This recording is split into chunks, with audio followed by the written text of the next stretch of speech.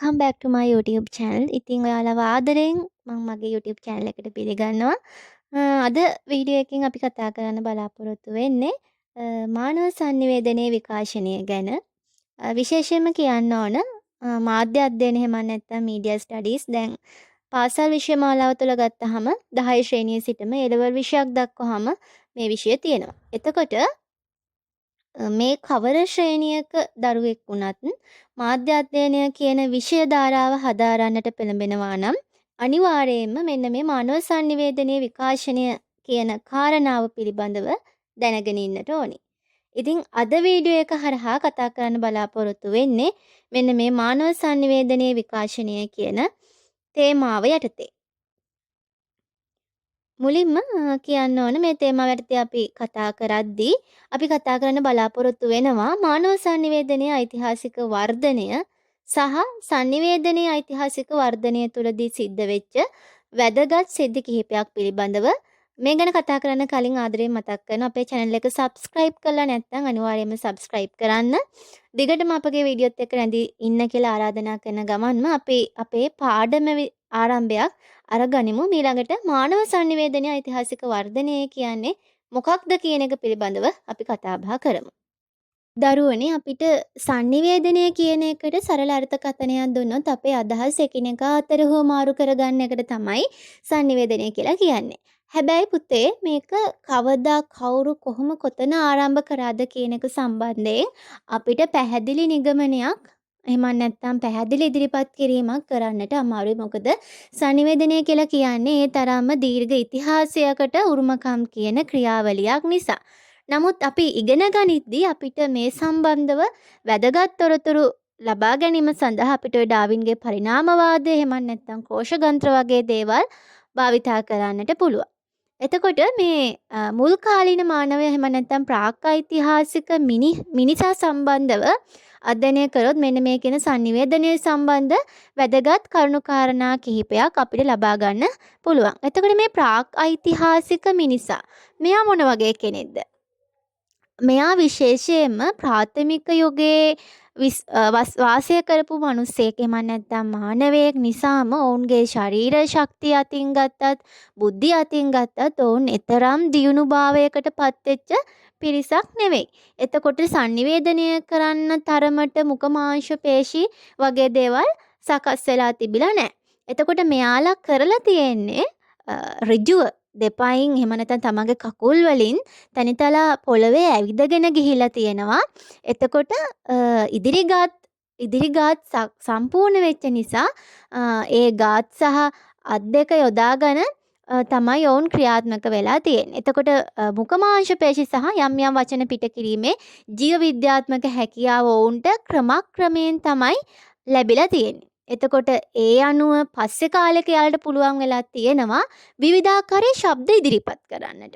ඔන්න ඕක තමයි sannivedanaya එහෙම ආරම්භයේ විදිහට එහෙම නැත්නම් අපිට මුල් කාලින තොරතුරු ආශ්‍රය ලබා ගන්න පුළුවන් කාරණාවක් බවට පත් වෙන්නේ. එතකොට ඒ කාලයට අයත් නිශ්චිත තොරතුරු විශ්වකෝශවල තියෙනවා. නමුත් බොහෝ තොරතුරු ගොඩනගාගෙන තියෙන්නේ විද්‍යාත්මක හා තාර්කික උපකල්පන පදනම් කරගෙන.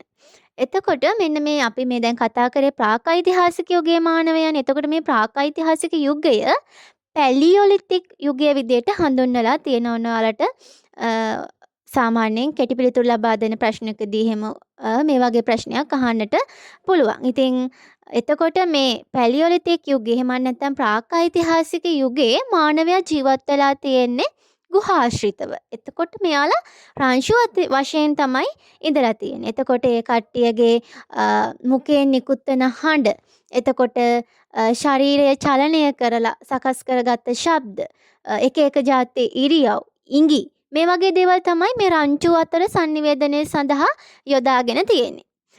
එතකොට ඒ හැරුණම පරිසරයේ තියෙන විවිධ දේවල් ආශ්‍රිතව සකස් කරගත්ත විවිධ දේවල් මගින් තමයි අදහස් අනුකරණයෙන් ප්‍රකාශ කරන්න පුළුවන් වුණා කියලා ඒ කාලේ මූලාශ්‍ර අධ්‍යයනය කරනකොට ඔය ප්‍රාක් ඓතිහාසික මානවයා පිළිබඳ යම් අදහසක් එහෙම නැත්නම් sannivedanaya කොහොමද සිද්ධ වුනේ කියන පිළිබඳව යම් අදහසක් ලබා ගන්න පුළුවන්. එතකොට දරුවනේ සමාජය කියලා කියන්නේ එක තැන තියෙන එකක් නෙවෙයි. දියුණු වෙනවා ක්‍රමක්‍රමයෙන් දියුණු වෙමින් එනකොට මොවුන් ප්‍රාථමික sannivedana ක්‍රමවලට ගිහින් තියෙනවා. එතකොට මොනවද පුතේ මේ ප්‍රාථමික sannivedana ක්‍රම? මේවා අපි පුංචි කාලේ ඉඳන් ඉගෙන ගන්නවා. අර නේද ප්‍රාථමික ශ්‍රේණිවලද බෙරහඬ, ගින්දර, කොළාතු ඔය වගේ දේවල් යොදාගෙන එකිනෙකා sannivedanaya කරගත්තා කියලා අපි ඉගෙනගෙන තියෙනවා. එතකොට මේවා තමයි ප්‍රාථමික sannivedana ක්‍රම විදිහට යොදාගෙන තියෙන්නේ. මීට අමතරව ගොඩාක් දේවල් තියෙනවා. ඒවා ඔයාලට ස්වයං අධ්‍යයනයක නිරත වෙන්න පුළුවන් කරුණු කාරණා මම මඟ පෙන්වීමක් විදිහට මේ පුංචි කරුණු කාරණා ටික ඔබට ඉදිරිපත් කළේ. එතකොට ක්‍රමක්‍රමයෙන් සමාජය දියුණු වෙනවා. එතකොට මානවයාගේ ස්නායු පද්ධතිය මොළය දියුණු වෙනවා. එතකොට මේකෙදී ඔවුන්ගේ බුද්ධිය ඉහළ යනවා. එතකොට එයාලට දෙයක් මතක තියාගන්න. එතකොට තවත් අවස්ථාවක එයාලා මතක තියාගත් දේවල් ස්මරණය කරන්න පුළුවන් වෙච්ච නිසා sannivedana ක්‍රියාවලියෙත් කැපී පෙනෙන සංවර්ධනයක් සිද්ධ වෙනවා. උදාහරණයක් මම කියන්නම් ඔයාලට උදාහරණයක් විදිහට ඉදිරිපත් කරොත් දැන් මේ කාලේ මිනිස්සුන්ගේ ආහාර රටාව දිහා අවධානය යොමු කරොත් ඔයාලා දන්නවා ඒ කාලේ මිනිස්සු තමන්ගේ ආහාරය විදිහට අරගත්තේ මස් මාංශ. එතකොට එයාලා දඩේමේ ගිහිලා තමයි ඔවුන්ගේ ආහාර සපයා ගත්තේ. මෙහෙම දඩේමේ යනකොට විශේෂ සිද්ධි වලට මුහුණ පානවනේ විශාල සතුන් එලවගෙන යනවා. ඒ වගේ විවිධ අභියෝගාත්මක අවස්ථා වුන්ට තියෙනවනේ. එතකොට මේ දේවල් මතක තියාගෙන ඇවිල්ලා මෙයාලා රාත්‍රී කාලයට ගිනිමැල වටේ එකතු වෙලා මෙයාලා මේ ඇවිල්ලා අනික් අයට කියනවා. එතකොට මේක දඩේමේ ගිය පිරිමි තමයි කරන්නේ. එතකොට මෙයාලා ඒ කියනවා විතරක් නෙවෙයි. ඊට පස්සේ මෙයාලා ඒවා මතකේ තියාගෙන ඒ සත්තුන්ගේ රූප තමන් ජීවත් වෙන ගල් ගුහාවල බිත්තිවල අඳින්න පටන් අරන් තියෙනවා.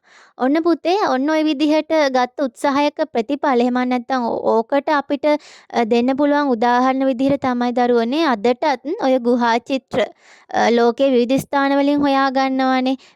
මේ හොයාගන්න ඔය විදිහට sannivedanaya කරන්න ඕන් භාවිතා කරපු ක්‍රම.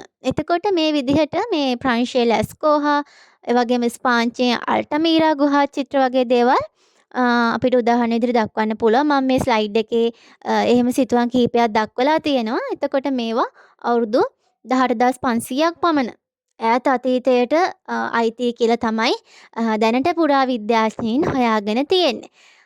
එතකොට මේ චිත්‍ර දිහා බලපුවාම අපිට කියන්න පුළුවන් ඔවුන් ඒ කියන්නේ මේ කාලේ මානවයා තමන්ගේ අදහස් ප්‍රකාශ කරන එකට වඩා නිර්මාණාත්මක sannivedana කාර්යයක් කරන්නට තමයි පෙළඹිලා තියෙන්නේ. වර්ණවත් සිතුවම් ඔවුන් ඉදිරිපත් කරලා තියෙනවා. විවිධ චලනයන්ගෙන් යුත් සිතුවම් ඔවුන් ඉදිරිපත් කරලා තියෙනවා. එතකොට ඔවුන් ඒවා තමන් සතු දඩයන් කරන ආකාරය රඟ දක්වලා පෙන්නලා තියෙනවා. එතකොට කටහඬේ මූලික විවිධ ශබ්ද අනුකරණය කරලා තියෙනවා. ඊට පස්සේ සංගීතමය නාද සකස් කරගෙන තියෙනවා. එතකොට මේ දේවල් දිහා බලපුවාම වර්තමානයේ අපි sannivedanයට යොදා ගන්න මූලික ස්වරූප තියෙනවානේ. මෙන්න මේ දේවල් අවුරුදු ලක්ෂ ගානකට කලින් මිනිස්සු විසින් සංවර්ධනය කරපු ඒවා කියලා අපිට කියන්නට පුළුවන්. එතකොට මේ මතකයේ එහෙම නැත්නම් ස්මරණය ඊටමත් වැදගත් දෙයක් නම් විදිහට ගත්තොත් මානව සමාජයේ යම් යම් පුරාවෘත එහෙම නැත්නම් කතාන්තර පරම්පරාවෙන් පරම්පරාවට මුඛ වචනයෙන් අරගෙන අවිලා තියෙනවා. එතකොට කතාන්තර ගායනා සිරිත් ඇදලිහා පිළිවෙත් ආදිය මේකට ඇතුළත් වෙලා තියෙනවා. ඉතින් මෙන්න මේ විදිහට තමයි මුල් කාලයේදී ඔන්න ඔය කියන අපි කතා කරපු මානව sannivedanaya ඓතිහාසික වර්ධනය සිද්ධ වෙලා තියෙන්නේ. අපි ඊළඟට බලමු මොකද්ද මෙන්න මේ විදිහට sannivedanaya ඓතිහාසික වර්ධනය තුළ සිද්ධ වෙච්ච වැදගත් සිද්ධි මොනවද කියලා.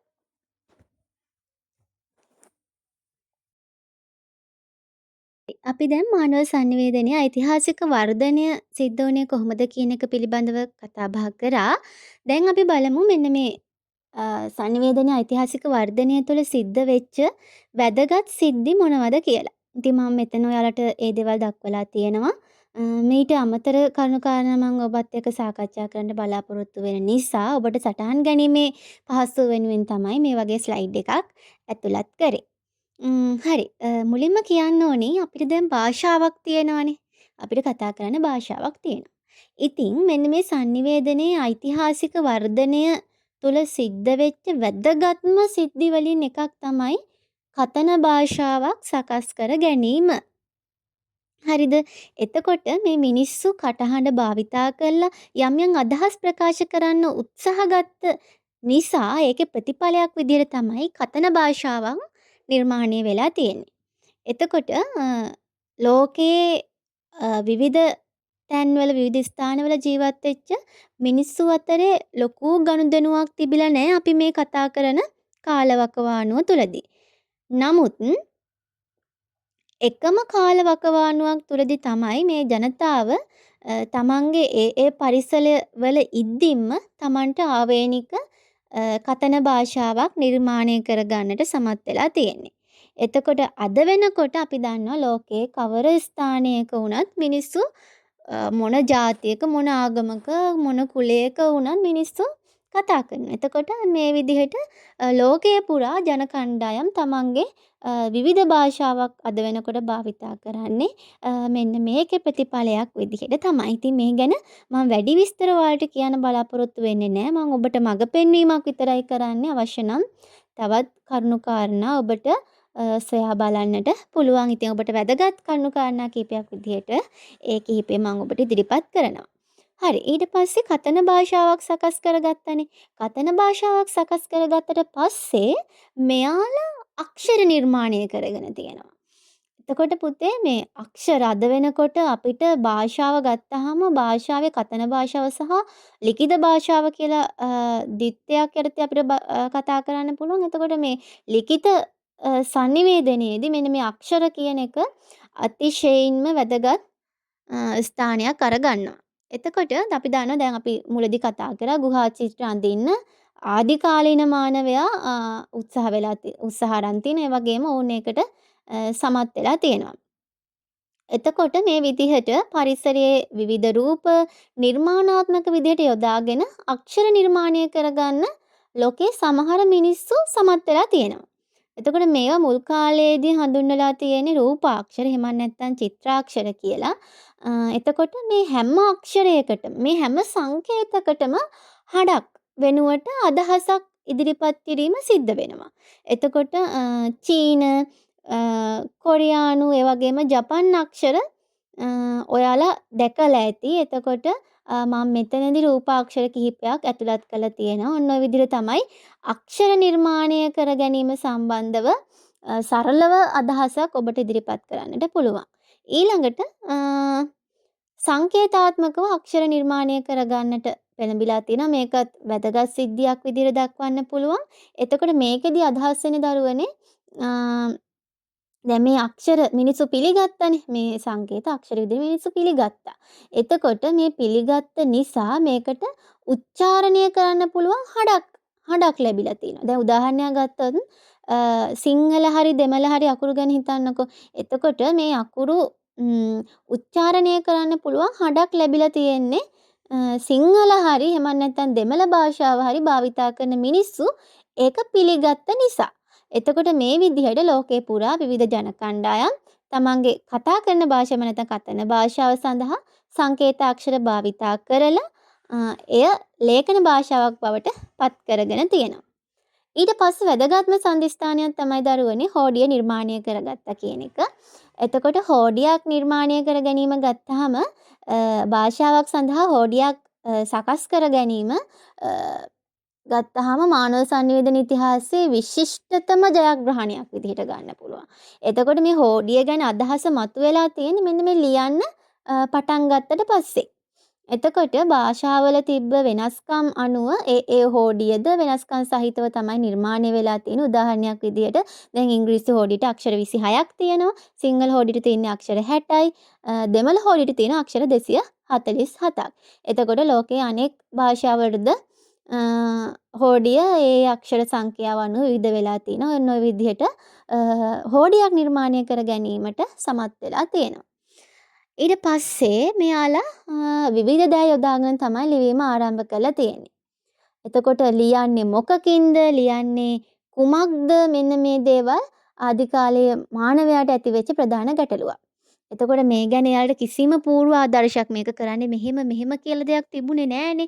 එතකොට ඔවුන්ට ගස්වල පොතු, පැපිරස් පත්‍ර, තල්කොළ, සතහම්, ඊපස්සේ ගල් පතුරු, ලී කැබලි මේවා යොදාගෙන සකසාගත් ඔය මැටි පුවරු වගේ දේවල් පස්සේ ප්‍රසිද්ධ වෙලා තියෙනවා. පස්සේ කාලෙකදී රේදි ආදියේ ලියන්න ඔවුන් පටන් අරගෙන තියෙනවා. එතකොට ඒ වගේම තමයි මෙයාලා ගල් ගුහා බිත්තිවල, කඳු බෑවුම්වල, ගස් කඳන්වල විවිධ ආකාරයේ දේවල් ලියලා තියෙනවා. ඔවුන්ට ලියන එක ආරම්භ කරන්නේ කොතනින්ද කියලාත් ගැටලුවක් තියලා තියෙනවා. ඒ නිසා සමහර අය වමේ ඉඳලා දකුණටත්, දකුණේ ඉඳලා වමට, සමහරු අය ඉහළ ඉඳලා පහළටත්, සමහරු සීසාන ක්‍රමයටත් ලියන්න පටන් අරන් තියෙනවා. මෙයින් සීසාන ක්‍රමය පසු කාලයේදී භාවිතායේ ඉවත් වෙලා තියෙනවා. සිංහල, ඉංග්‍රීසි, දෙමළ ඒ වගේම හින්දි වගේ භාෂා වමේ සිට දකුණට ලියනවා. අරාබි භාෂාව ලේඛනය කරන්නේ එහෙම නැත්නම් ලියන්නේ දකුණේ ඉඳලා වමට. චීන, ජපාන්, කොරියානු වගේ භාෂාවල රූපාක්ෂර තමයි භාවිතා කරන්නේ. ඉහළ සිට පහළට ලිවීම අඛණ්ඩව භාවිතා කරන ආකාරයක් අපිට දැක ගන්නට පුළුවන්. හරි. මේතනදී දරුවනේ වැදගත්ම දෙයක් තමයි කඩදාසි නිර්මාණය කර ගැනීම. ලියන්න කඩදාසි නිර්මාණය කර ගැනීම අතිශය වැදගත් දෙයක් විදිහට අපිට කතා කරන්න පුළුවන්.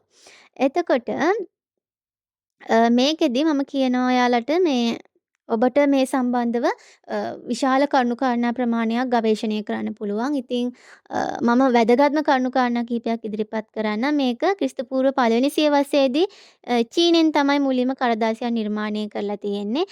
එතකොට ඔවුන් මේ චීන කඩදාසි නිර්මාණයේ රහස අවුරුදු 500ක් රැකගෙන තියෙනවා කියලා තියෙනවා. එතකොට මේක ලෝකෙට අරගෙන ඇවිල්ලා තියෙන්නේ නාවික වෙලෙන්දෝ. එතකොට ලෝකයේම sannivedana කතාන්දරේ අපි කතා කරන මේ කතාවේ හැරවුම් ලක්ෂයක් විදිහට මෙන්න මේ කඩදාසි සොයා ගැනීම පෙන්වන්න පුළුවන්. ලිවීමට, මුද්‍රණය කරන්නට වගේ දේවල් වලදී මේක sannivedane වෙනමම මාවතකට අරගෙන යන්න සමත් වෙලා තියෙනවා. ඉතින් ඔය සායිලුන් කියන පුද්ගලයා තමයි මෙන්න මේ චීනයේ කඩදාසි නිර්මාණය සම්බන්ධ වැදගත්ම පුද්ගලයෙක් විදිහට අපි සලකන්නේ.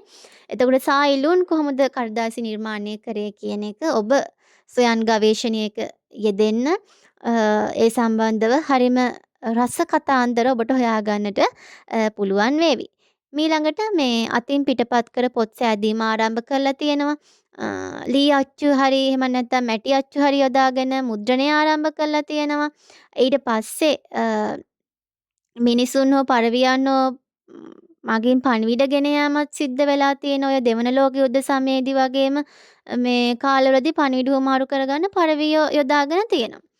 ඔන්න ඔය වැදගත් සන්දිස්ථාන කිහිපය පසු කරගෙන එද්දී වැදගත්ම තැනකට එනවා. ඒ තමයි ගුටෙන්බර්ග් විසින් නූතන මුද්‍රණ ශිල්පය නිර්මාණය කිරීම. එතකොට චීනය විසින් සොයාගත්ත මුද්‍රණ ශිල්පය ජර්මනියේ ගුටෙන්බර්ග් විසින් නවීකරණය කරලා තියෙනවා. එතකොට ලෝකයේ පළමු මුද්‍රණ යන්ත්‍රය ඔහු තමයි නිර්මාණය කරලා තියෙන්නේ. ක්‍රිස්තු වර්ෂ 1453 දී. එතකොට මීළඟට ඔය විදිහට එද්දී විදුලි හා විද්‍යුත් සංඥා තාක්ෂණය නිර්මාණය කරගෙන තියෙනවා. මේක ලෝකේ විශිෂ්ට පර්යේෂණ රැසකගේ උත්සාහයේ ප්‍රතිඵලයක් විදිහට තමයි නිර්මාණය කරගෙන තියෙන්නේ 19 වන ශතවර්ෂයේදී. එතකොට මේකෙදි කම්බියක් ඔස්සේ විදුලි සංඥා යැවීමේ ක්‍රමය මෝස් විසින් සොයාගෙන තියෙනවා. ඒ වගේම කම්බියක් ඔස්සේ හඬ යැවීමේ දුරකථන ක්‍රමය ග්‍රැහම් බෙල් විසින් සොයාගෙන තියෙනවා. කම්බි රහිතව විදුලි සංඥා යැවීම මගින් දුර විකාශන ක්‍රමය මාකෝන් විසින් හොයාගෙන තියෙනවා. එතකොට මේක විශිෂ්ට අවස්ථා කිහිපයක් විදිහට අපිට දක්වන්න පුළුවන්. මීට අමතර කරුණු කාරණා කිහිපයක්ද තිබෙනවා. එතකොට පසු කාලෙනේදී විවිධ sannivedana උපකරණ නිපදවීම සඳහා මේවා හේතුකාරක වෙලා තියෙනවා. එතකොට sannivedana ඉතිහාසය තුල ගත්තාම sannivedana ඉතිහාසය වඩාත් විශාල පුළුල් වෙන්නේ මෙන්න මේ කියන විශාල කරුණු කාරණා කිහිපය නිසා. එතකොට ඒවා අනුපිළිවෙලින් ලයිස්තුවක් විදිහට දක්වන එක කරන්න අපහසු වැඩක්. නමුත් විවිධ වැදගත් සිද්ධි කිහිපයක් අපිට highlight කරලා දක්වන්න පුළුවන් හැකියාව ලැබෙනවා. ඉතින් මං හිතනවා ඔයාලට මේ සම්බන්ධව වඩාත් හොඳ ගැඹුරු අවබෝධයක් ලැබෙන්නට ඇති කියලා. ඉතින් අපි ඓතිහාසික වර්ධනය ඒ වගේම තමයි ඓතිහාසික වර්ධනය තුළ සිද්ධ වෙච්ච වැදගත් සිද්ධි මොනවද කියන එක සම්බන්ධව අපි කතා කරා. ඔයාලට පේනවා ඇති මේ ස්ලයිඩ් එකේ දක්වලා තියෙන්නේ ගුටෙන්බර්ග් සහ ඔහු විසින් සොයාගත්ත මුද්‍රණ යන්ත්‍රයේ රූප රාමුවක්. ඉතින් ඔයාලට මේ සම්බන්ධයෙන් තවත් වැඩිදුර විස්තර හොයලා බලන්නට පුළුවන්. ඉතින් මගේ වීඩියෝ එකකිනුත් ඔයාලට යම්කිසි දැනුමක් ඔයාලගේ දැනුමට එකතු වුණා නම් වීඩියෝ එක ෂෙයා කරන්න, ලයික් කරන්න, කමෙන්ට් කරන්න. ඉතින් ආයෙමත් ආදරයෙන් ඉල්ලනවා සබ්ස්ක්‍රයිබ් කරලා නැත්නම් සබ්ස්ක්‍රයිබ් කරලා තියාගන්න. වීඩියෝ එකේ මුල ඉඳලා අවසන් වෙනකන් හිටපු ඔයාලා හැමෝටම ගොඩාරියක් thank you.